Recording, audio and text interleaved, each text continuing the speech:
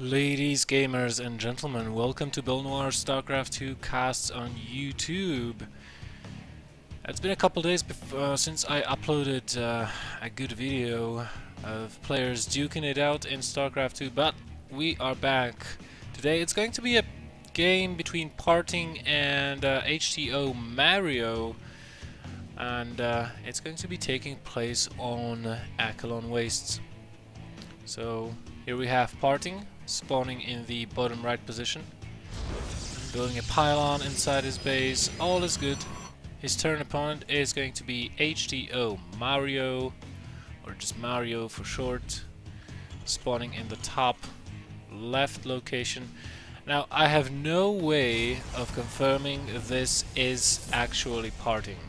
I have no way of knowing if this is the true Parting or not, but the game was played on the Korean ladder, and yeah, so there is a chance of this being the real Parting. So we see both players opening up with a pretty standard build. Mario gonna be getting his barracks, and Parting getting his gateway. Interestingly enough, I don't think we'll... Oh, there we go. Okay, I was a little bit jumping my guns there, as I thought that Mario will not be getting that gas down, but there it goes, down on the 12 supply, and well, he is getting a gas, but he is scouting with an SCV at the same time, which kind of leads me to think that this may be a proxy factory. Because if you're opening up with the barracks into a quick gas, usually what you end up doing is you get a Reaper, and the Reaper will go to scouts. But Mario is scouting with an SCV, and he is getting a Marine, so definitely a factory will be coming up, I feel like, for Mario.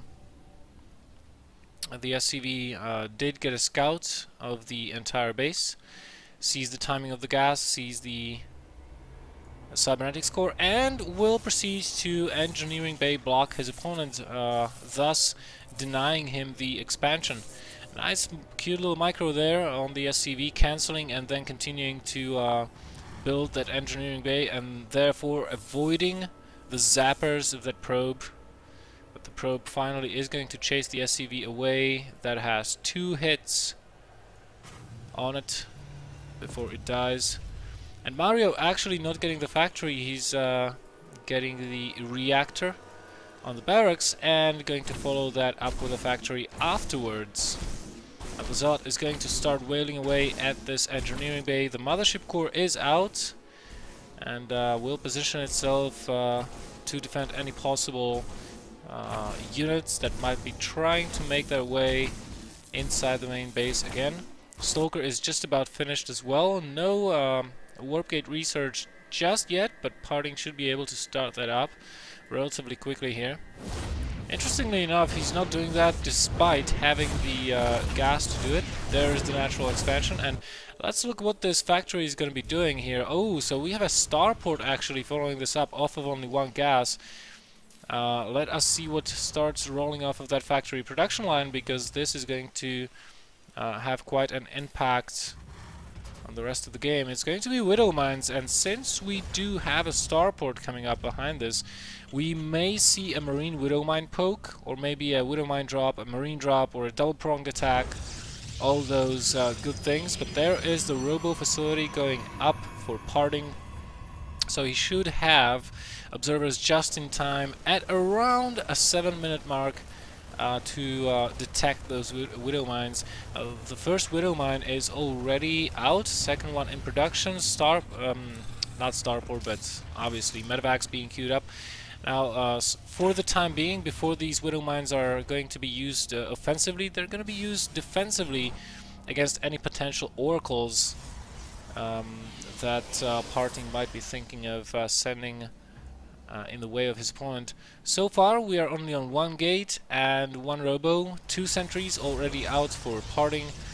Now this does give him a lot of defensive capability, but not as much in terms of offensive power, so any units that he has to deal with potentially will take quite a long time to kill off. So the command center is going to start and float over to the natural expansion, and the Widow mines will be loaded up right now. Only one Widow mine being loaded up, so this is really only a light pressure by Mario, who's going to send this over to his opponent's base. Now the hallucinated Phoenix was spotted by that Marine, and Parting is going to scout what the hell is going on. He's getting a forge behind this, so a possibility of building a couple of cannons if he wants to. Second observer just now popped out of the robo facility as well, so he will have the detection with his army. This hallucinated Phoenix, meanwhile, getting all the information Parting requires at this point in time. He sees something researching out of the tech lab. Probably has to assume it's going to be... Whoa! It's going to be a Banshee, but that Widow Mine just got itself 6 kills for Mario, bringing him, well, not ahead, but basically, okay, so here's the deal.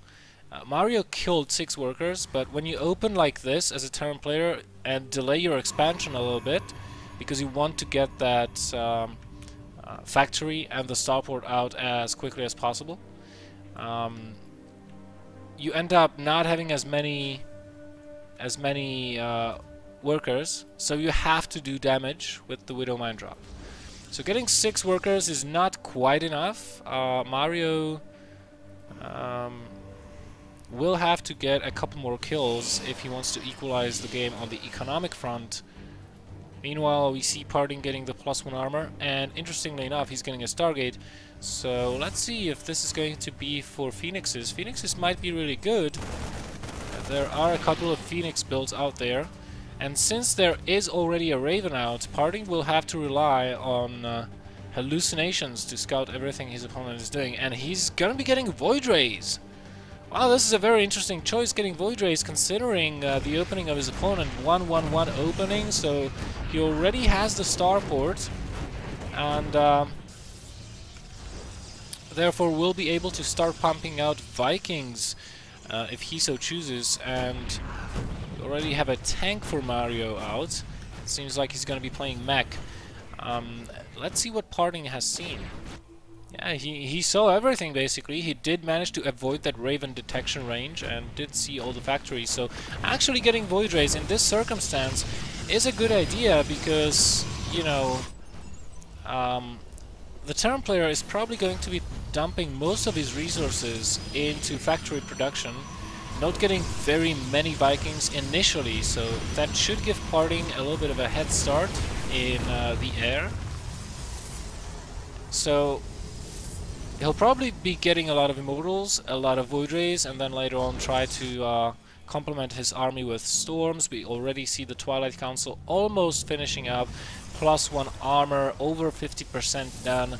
And yeah, the turn player is going to be turtling like a madman for the time being, as he ramps up his production and masses a large enough army, because a mech army, it takes a while to produce.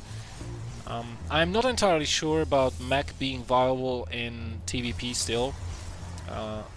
Basically every single turn that has tried to go mech struggled a little bit with it versus a Protoss army, because Immortals, Void Rays, Storms, that's a pretty good combination of units. There are the Templar Archives going up for Parting. Both players on 3 bases so far. Worker counts are still in favor of Parting, but if we take a look at the actual mining, we can already see that Mario is still ahead due to the fact that he has mules at his disposal. Oh, those are the fastest killed off rocks that I have ever seen. More hallucinated Phoenixes coming in to scout. Sees the 4th command center and is aware of the 3rd base as well. Meanwhile, a Cloaked Banshee does make its way over into the natural base, gets 1 kill so far, 2 kills. Will it get 3 kills before it is spotted and killed? No, probably will not. Those Void Rays, however, are too slow to catch up with that Void Ray, so yeah, Workers Guild now 8. Meanwhile, we see tons of additional production being added on, and here is the switch into air.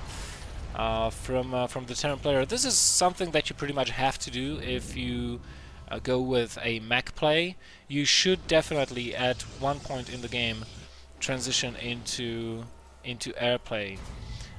Battle cruisers can be good. A lot of Vikings, you're going to need those versus the Void Rays. You have to be really careful about splitting your army because of the storms. And you know, with the Immortals on the ground, we have 5 Immortals here. They're going to be killing tanks off really quickly. Remember, it takes 3 tanks to 3 Immortal shots to kill a tank. So having 5 Immortals actually gives you a little bit of a bigger buffer. You know, because at least 1 Immortal is going to die before they get into the range of the tanks. The storm is almost done here. If we take a look at the upgrades, we can see that both players are on 1 upgrade. With the Terran, he's going for armor for his vehicles first. He's not getting attack upgrades, only just now the ship weapons going down. But the ship plating is going to be the armor. Is going to be the upgrade that the Terran players will be focusing on primarily. Now, since there has not been, you know, this is a little bit of a different composition. Usually what you see the Terran players doing is they make a lot of Hellions, and they try to harass as much as possible. This is not going to be the case, and the Widow Mine usage is going to be absolutely key here, as we can see. The Terran player getting his Widow Mines into position. Nice storm going off onto those, but killing only 1, so don't know if that is a particularly good trade. And right now the Terran player is setting up nicely here, building missile turrets and going to contain his opponent really hard, while the Banshees go over to the 3rd base, going around, and will try to get as many probe kills as possible, maybe even killing the Nexus. There are no units here to defend. There it is. The assimilator will go down very quickly if those Banshees continue to fire at it. There is a cannon, however, so those Banshees have to be careful a little bit. Parting bringing the entirety of his army back there. We also have 3 Ravens here, so that might be useful for PDDs against Stalkers. Fortunately for Parting, he doesn't have a lot of those Stalkers, and Void Rays are immune to PDDs, so no Phoenixes, no Stalkers. PDD is going to be largely useless, but oh my god, look at the Widow Mines here. They're going to be the game changer. Photon Overcharge initiated onto the 3rd base to try and take down those Banshees as the Terran army gets into position. Storms are going down onto the Widow Mines. Needs to kill those off before he can engage this army, but there's really a lot of Widow Mines there, and the Observer cannot get too far forward to detect them. Meanwhile, 3 Seeker missiles going off, and boom! Down go the Void Rays. Nice shot there by HTOMario. And right now Parting is forced into an engagement, but look at all those Widow Mines going off onto the Zods, annihilating everything on the ground. Not a lot of Void Rays remaining in the air, and in fact now we have 0 Void Rays up. The Vikings are now useless, but we still have some tanks remaining, but with the 4 Immortals, they should be going down relatively quickly. That is why the Vikings are landing and try to help out versus this. Another thing to consider is this Banshee is still in the air, and we have no anti-air for Parting. Only just now 4 Stalkers have been warped in, and Parting will narrowly break out of this. But that was a really nice move by Mario to try and go for this. Nice usage of those Vikings and the high ground mechanics there as well. As Parting, he is forced to move back for the time being, as, well, he is sacrificing a couple of these units. But this Banshee, it's just proving to be so troublesome for Parting. He does have an Observer here, and right now, Mario going to be pulling back.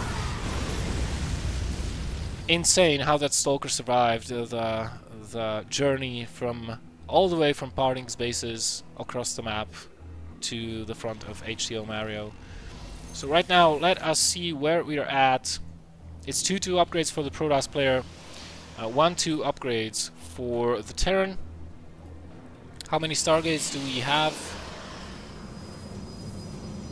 11 gateways. Wow, that is a really high gateway count. Only 1 Stargate, only 1 Robo though, so Parting not going a full retard on those Robo/Stargate units by any means. And here is what I longed to see the entire game.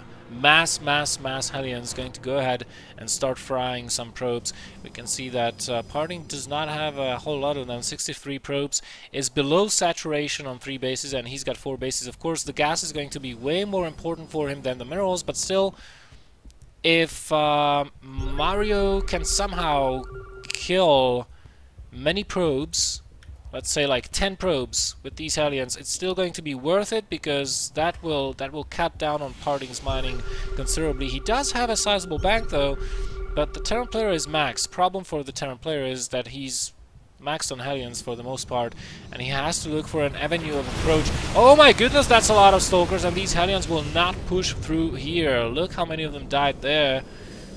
Not a good trade there for Mario by any stretch of the word, but he is getting 2 additional bases up, so will be 2 bases up versus the Protoss player. Parting, however, almost max at a 179 supply. Army supplies showing 128 versus 120, so they are actually pretty even.